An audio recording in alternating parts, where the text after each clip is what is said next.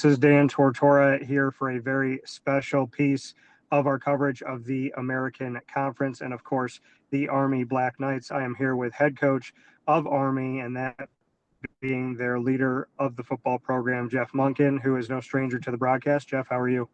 I'm well. Good to see you. Good to see you too. And just to take a look at, going into this season, last season, historic, most wins ever in a season for the Army Black Knights. What can you say about taking that momentum, those pieces? I know that there's guys that have returned onto this team, just how you can build off of all of that success and the positive history that just happened.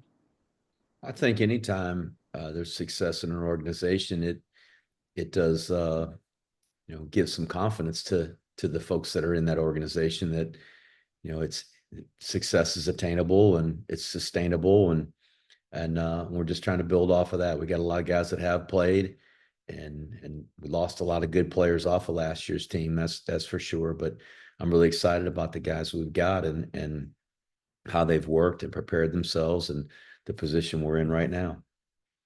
And when you look to a position specifically at quarterback, I had the opportunity to speak with, who could be that guy under center for you, as we have seen one of the best quarterbacks in recent history and through history with Army move forward after finishing up his time there. What can you say about the leadership at quarterback this season after having such an electrifying gentleman under center last year?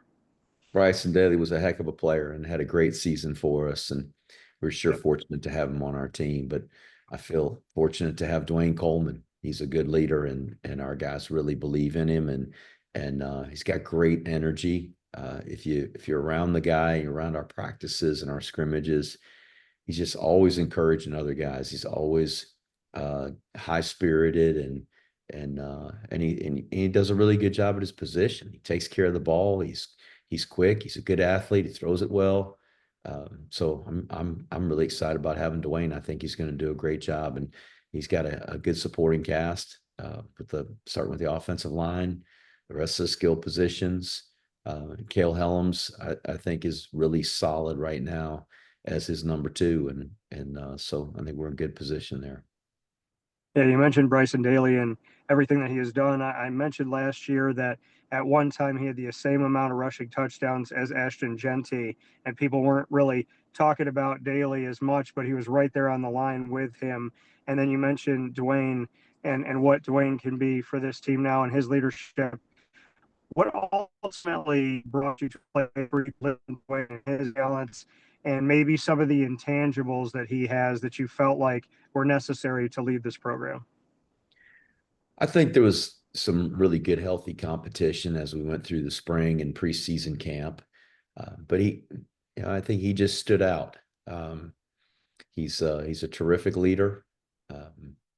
He's got experience in the offense. He played a good bit for us last year, started a game and won a big rivalry game under center. And so I think just the faith and the trust that we have in him, his teammates have in him, really kind of pushed him to the top. And as you look around the healthy competition that you've had here in training camp, getting ready for the season, what have been some of those things that have stuck out to you, either positionally or just with certain people that you've seen as maybe those positive impact moments that you've seen through training camp as you get ready for the season? I think any of those positions where there were shoes to fill, there's been good competition.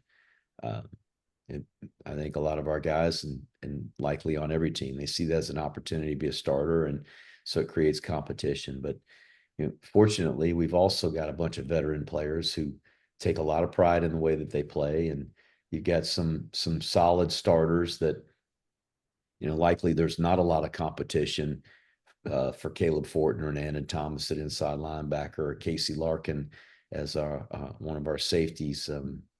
For Jaden Mays and Justin Weaver, who started games at corner. But, even there, you got guys that have come through the program like Jabril Williams, who's improved tremendously, been a great special teams player. And, he's slugging and competing for a starting position on defense. And Colin Madison, Stephen Adozie at the other safety position.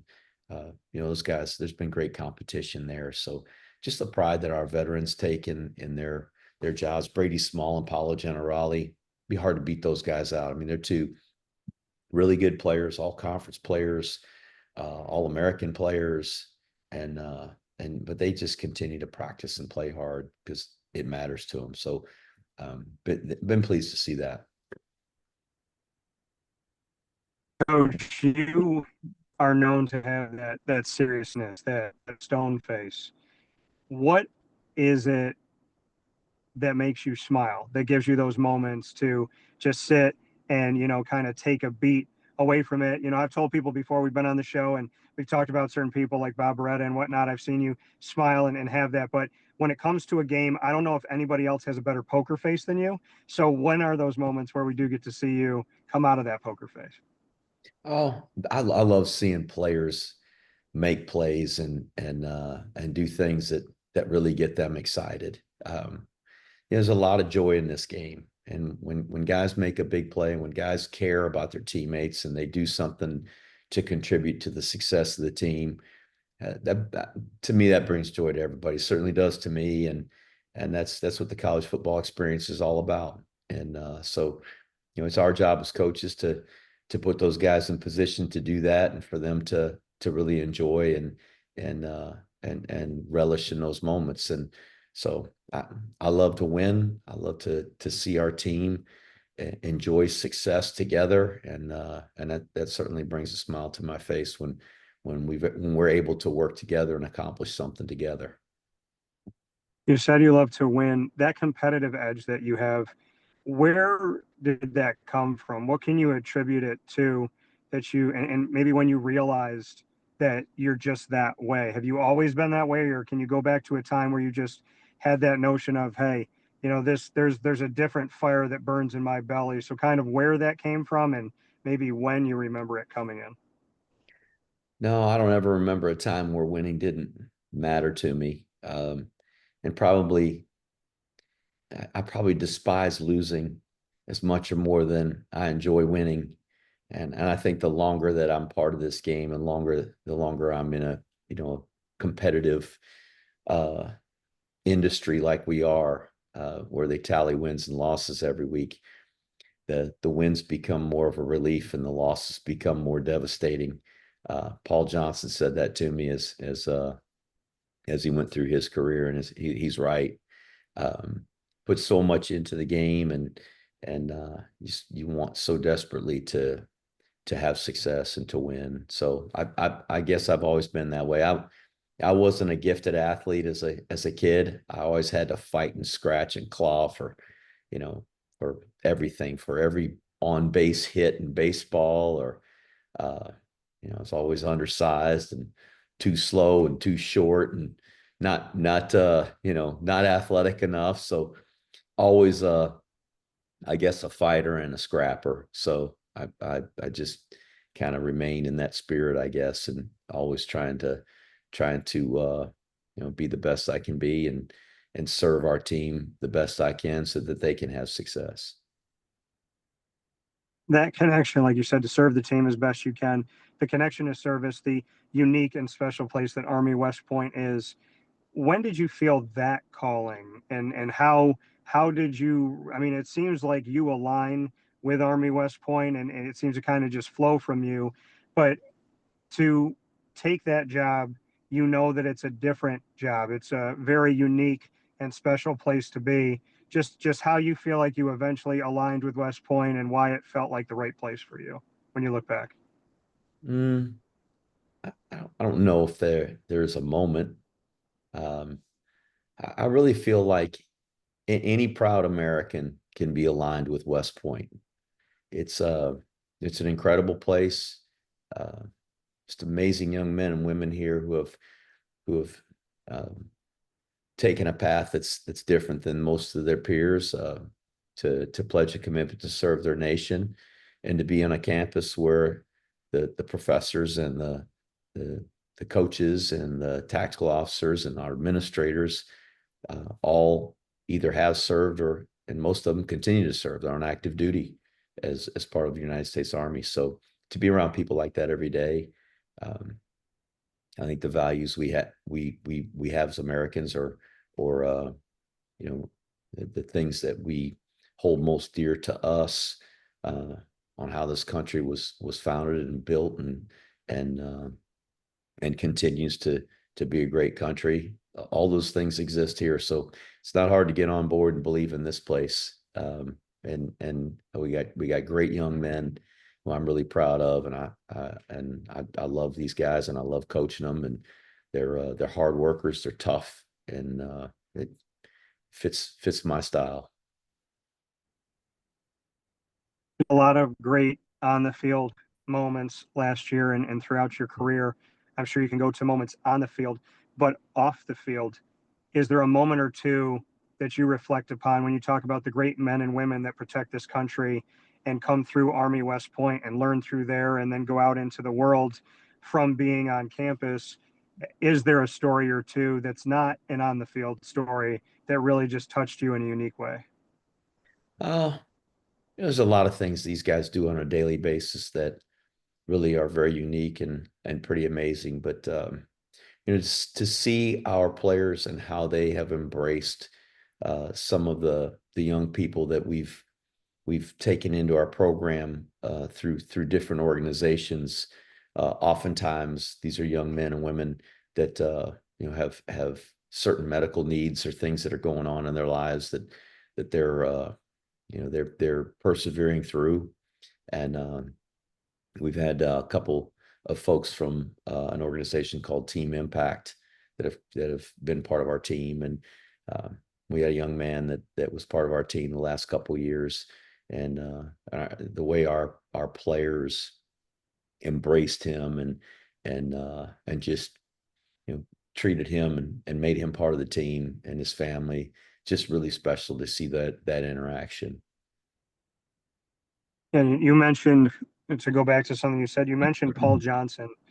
I'm sure you've met a lot of people in this profession of working as a head football coach and just in football in general that have had an impact on you. What was it like to have that crossed path with Paul Johnson? Uh, you know, Paul's Paul's really an incredible football coach. I mean, remarkable uh, football coach. That guy, he saw football a different way, different than a traditional offensive coach. And he really, he called the offense. He For the 13 years I was with him, he called every offensive play. Um, really good at that. Understood his system and how people defended it, and recognized what other defensive coaches or what defensive coaches were trying to do to stop him. And he just always seemed to be a step ahead. But um, he created this culture within his programs where everybody felt a sense of obligation to do their best for the team, and just an unselfish attitude. It was all about the team. It was all about each of us doing our part, playing our role, and he did that too. And but he was a great ball coach, but also a leader that everybody wanted to follow and everybody wanted to please because we believed in him. So I was very fortunate to work for him. I learned a lot from Paul, and uh, whether it be the X's and O's part, game management, just everything, player development. He really did a great job. On a final note, going off of that, and I appreciate those words because I respect him and respect you both very much so. Just a note on the American Conference. We heard the Commissioner Tim Pernetti talk about Built to Rise and everything that they're doing to take what the American is and bring it up a notch, kick it up a notch. What can you say about the American Conference now, having been through it last year, and just what you think about the level of competition and what this conference truly embodies? It's a great league, and there's really talented players, outstanding coaches. It's a it's a league that there's a lot of parity, and I was talking to somebody from within the league today, and we were just discussing how this is a league where there are a lot of teams in position to be at the top of the league and win the league and be in the championship hunt at the end of the year.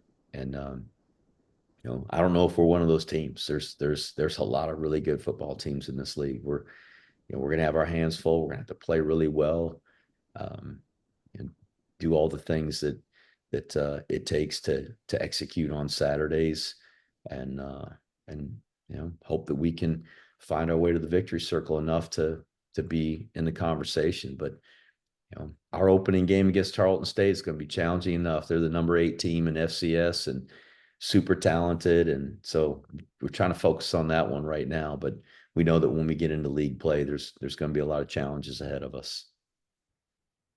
Well, Coach, I know that you get these guys prepared for the challenges and the teams ahead. I appreciate you as always, and I can't thank you enough. And thank you for the time that you spend every year. And I look forward to talking with you soon. It's my pleasure. Have a great day. Beat Navy.